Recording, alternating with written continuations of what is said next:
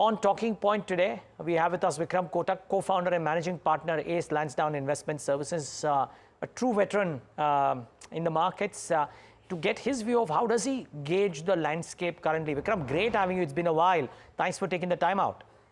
Thank you, Neeraj. Thank you. Now, the pleasure is ours, Vikram, and would love to understand, Vikram, are you circumspect? Because the most common narrative, and maybe rightfully so, is that the markets are expensive and be guarded when you're making investments. But while the markets have been expensive, it is not stopping banks in the last 3 days. It has not stopped defense for the preceding week to go out and make gains. So how do you approach a scenario like this? Yeah, I think all the fund managers who have seen 3 cycles in their life, they always believe the market's expensive, and which is the case. And for last many months, this has been our narrative.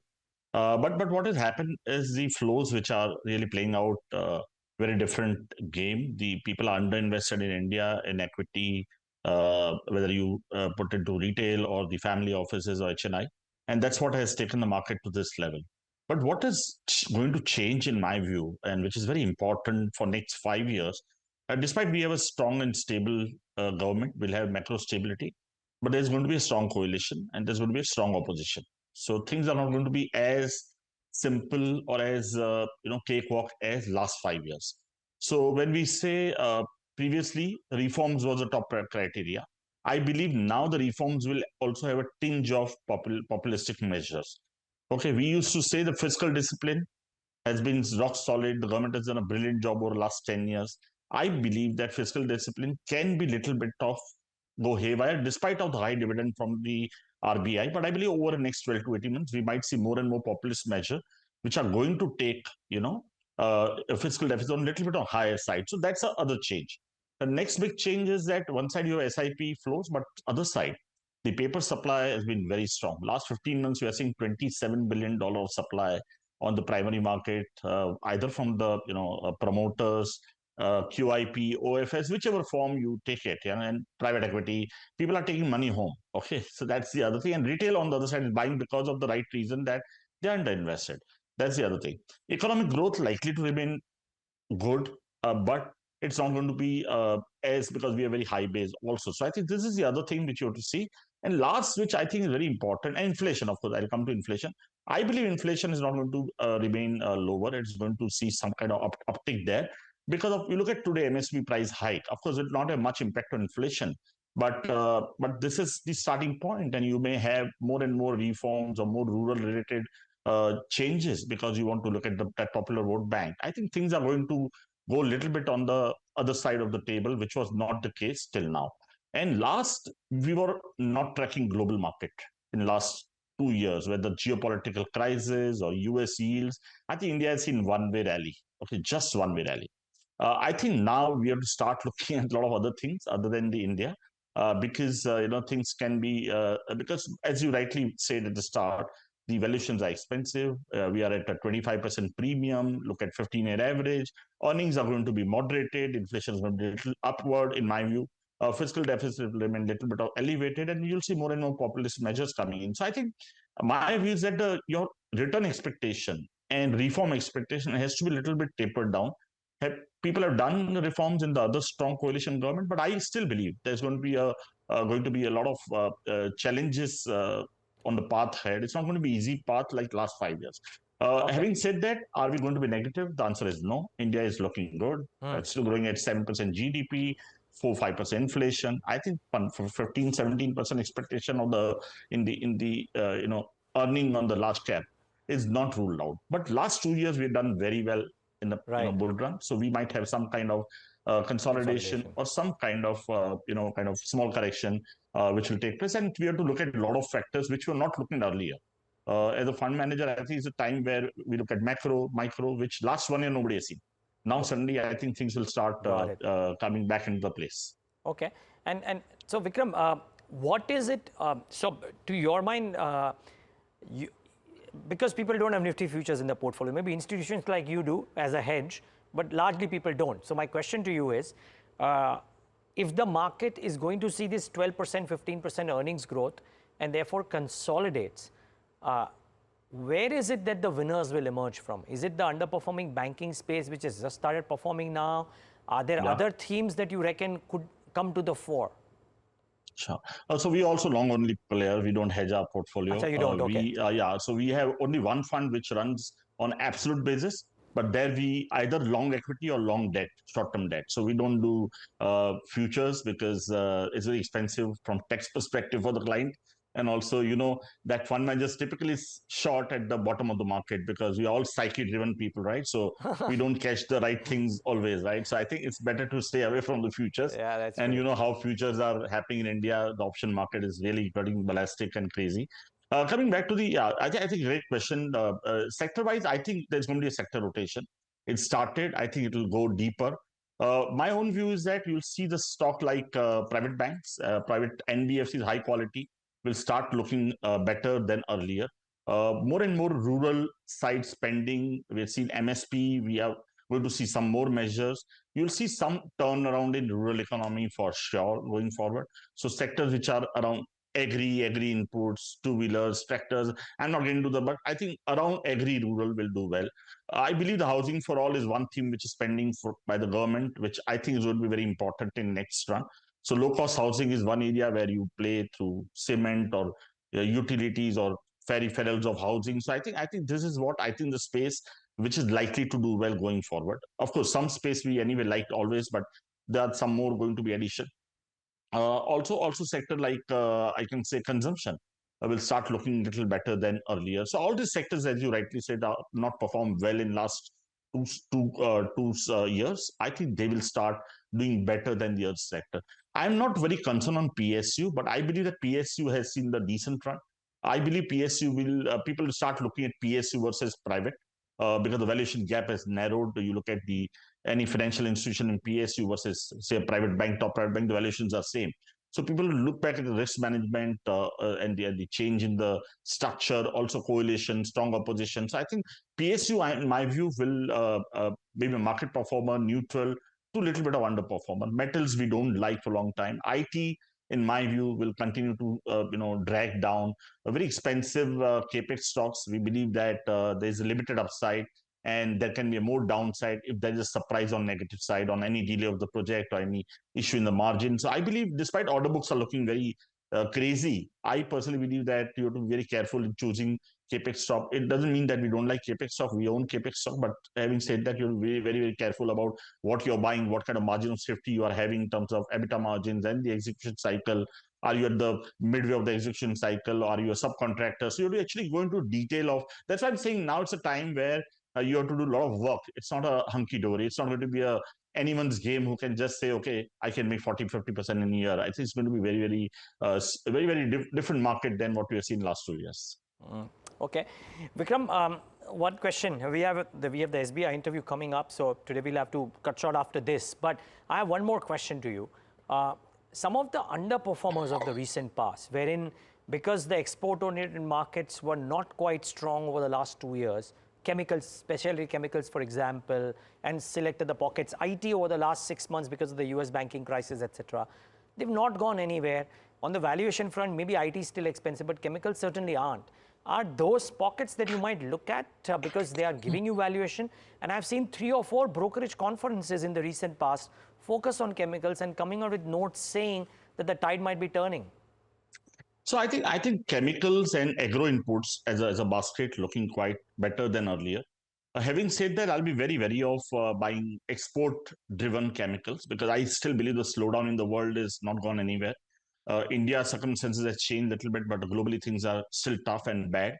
I don't think so that chemical export companies will do well. There may be a 1-2 company because some plant shutdown can do well, but as a basket, I'm not very bullish on chemical. But companies which are looking at inward kind of chemical supply or they have the long-term contracts with their clients, I think they will do well. They have actually kind of seen a decent consolidation. I believe there are pockets of few of them are looking quite good, but overall as a sector we are not very bullish on chemical as such.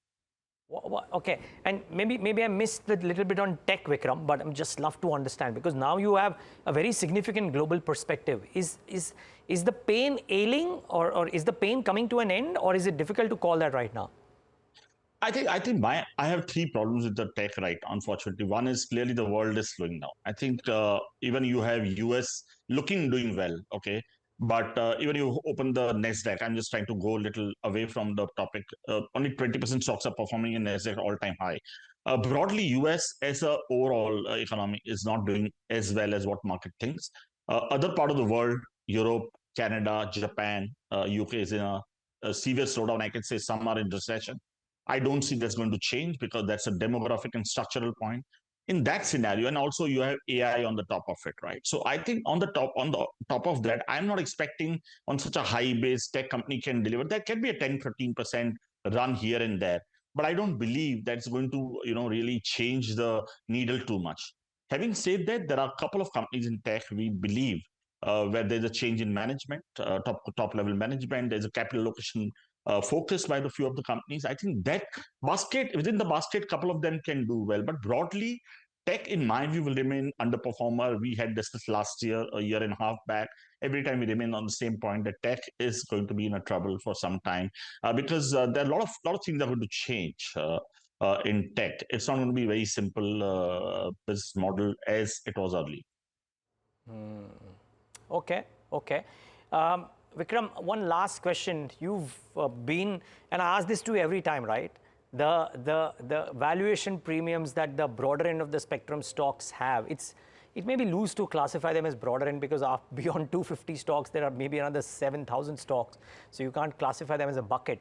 But you in the past identified the turning cycles of valuations in mid caps and small caps very well. Where do you stand on that argument currently?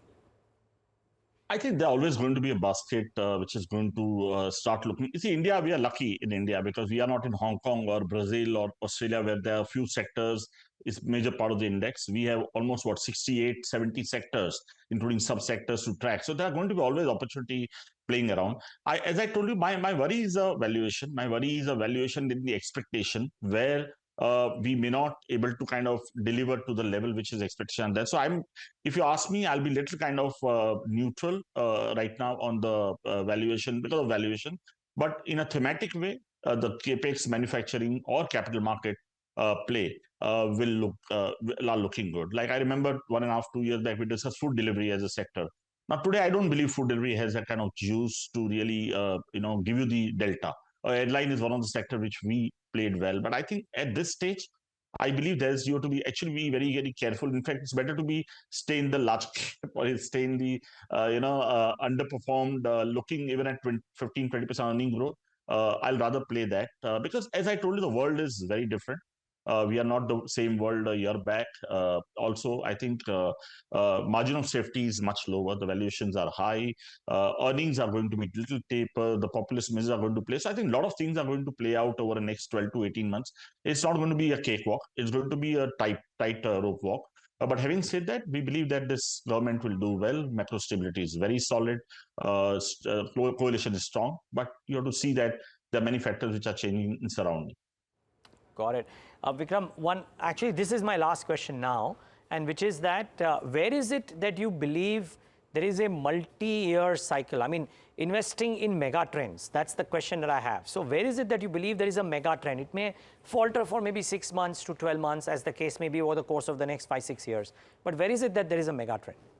So clear, I think very simple because demography, demand, and the digital is where the whole world is going to stay. So whether the capex cycle at a medium term, airlines or capital market or manufacturing, they're going to thrive. The consumption is going to thrive. I mean, so we are just looking at numbers are so peanuts in India right now as a penetration level, whether airline or consumption or anything else. So I think these are the sectors which will ultimately do well. They'll deliver. There's a visibility. There's a consumer spend. So I think this broad themes of capital market, aviation, capex, will be at the top of my priority in consumption. So.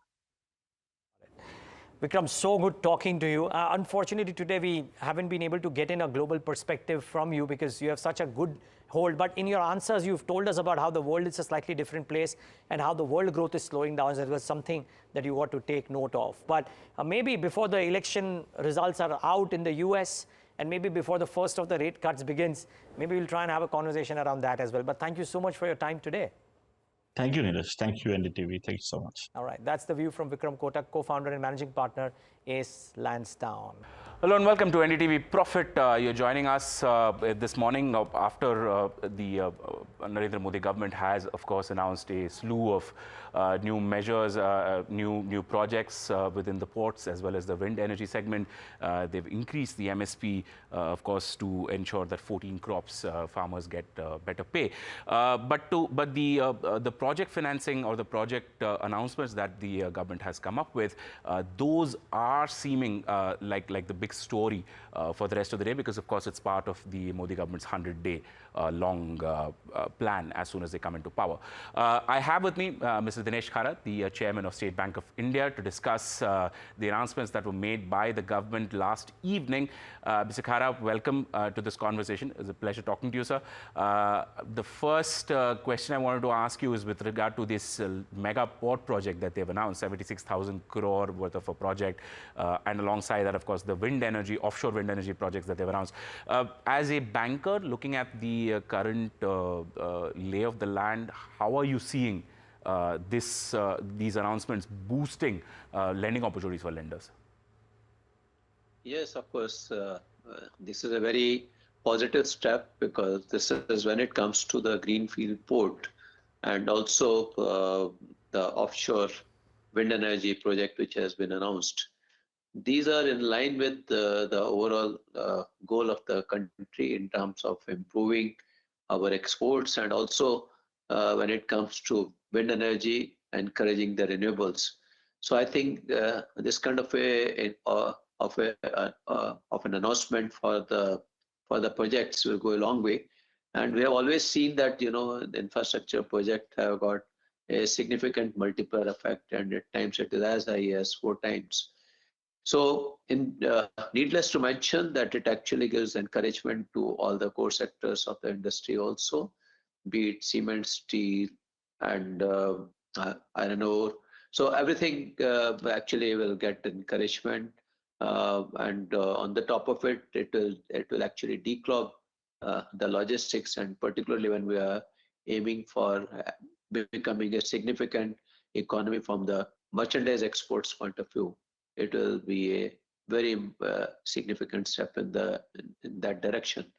And also, I would like to mention that our special focus on the renewable energy, and particularly this offshore wind energy, of course, this is first of its kind, but it will go a long way in terms of enabling the country to exploit this opportunity which is available across our shores in the country. So I think coastal belt will have a significant advantage on this, and also it will give sufficient boost to the linkages to this wind energy sector. Right. Just looking at the announcements as they are, they seem like really large scale. You're talking about 1 gigawatts on the offshore wind energy side, a very large port project, and the deadline for this port project is set at 2029. I'm just curious to understand, as a lender, when you look at this, do we have the appetite to sort of absorb all these large capacities that are coming in? No, see, the point is that now, as the opportunities are unfolding in the economy, there is adequate interest which you get to see from the foreign investors also. And we have seen across the globe, there are many centers where there's a lot of patient money which is available, patient capital which is available. So I'm sure they will be looking at such opportunities, because when it comes to the demand, there's a huge demand for these services in the economy. And naturally, that demand will be something which will make it even more commercially viable too. Right. Mr. Khara, quick question with regard to the current state of your portfolio. Now, of course, ports and roads make up a large chunk of that infra book that you have. But what is your outlook like for FY25? Are there a lot of projects available for you? No, we have seen decent traction, and we have almost about 4.5 trillion worth of book which is there, which is awaiting appraisal, sanctions, etc. So these are the projects in pipeline. So we are already assessing these projects, and many of them were the renewables, and more so they were into the solar space. This offshore wind is something which is new, and we are very keenly looking at such opportunities also. Earlier in the day, we were discussing this with another lender, and they were talking about the fact that currently this offshore wind energy, as you said, it's pretty much new for the Indian ecosystem. But the capability or the capacities to produce the turbines necessary for this may not be ready right now. But as time progresses, we should be. So there are a lot of allied lending opportunities. You also said that this has a multiplier effect of 4 times as high as 4 times you mentioned. But how are you seeing that opportunity panning out? Is that something that SBI is also keen on, the allied opportunities that might come in? Absolutely. In fact, we are very keen in terms of all such opportunities which are going to emerge in this sector. And I would also like to mention that particularly in the Nordic countries, there is offshore wind as something which is seen, and I'm sure the Indian entrepreneurs also will engage with such promoters from. Promoters will engage with such collaborators from the Nordic countries, and we can certainly ensure its timely execution. That's not a challenge.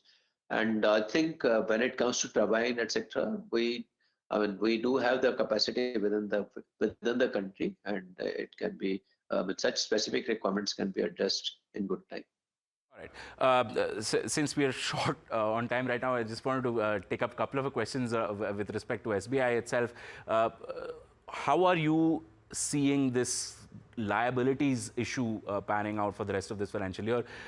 I know you said in an interview recently that things are starting to look better and that deposit rates will start inching down eventually, especially for somebody like SBI who's sitting on a large amount of liquidity. But how are you seeing this liabilities panning out? No, as I would like to mention that there is just an adequate liquidity in the system. So obviously there are multiple options which are available with the savers. One could be market, the other could be deposits. But yes, of course, we would like to mention that we were having some issues relating to when it comes to interest rate structure around different maturities. So we have generally addressed that issue, and we have increased our deposit rates in some of the buckets for the term deposit. But nevertheless, our overall cost of funds remains more or less the same. So, but yes, of course, it requires, to really address this issue relating to deposit, one has to really come out with the ways and means through which we can attract the deposit, which also means the network should be there, and which also means that services should be something which should be embedded into these offerings. So that is something which helps us in having an edge over others. And as far as we are concerned, we are seeing a reasonable traction as far as deposits are concerned. And as you would have seen that our loan to deposit ratio is somewhere around 69%. So we have ample room to support the loan operation of the bank. And also we have got sufficient deposit also to support the growth which you are seeing on the canvas. All right, Mr. Khara, thank you so much for joining us. A pleasure talking to you as always, sir. That was SBI Chairman Dinesh Khara joining us and talking to us about what the government's new infrastructure plan is likely to mean for the entire lending ecosystem and, of course, the broader country. Thank you so much for watching NDTV Profit. Do keep tuned in for further news and updates.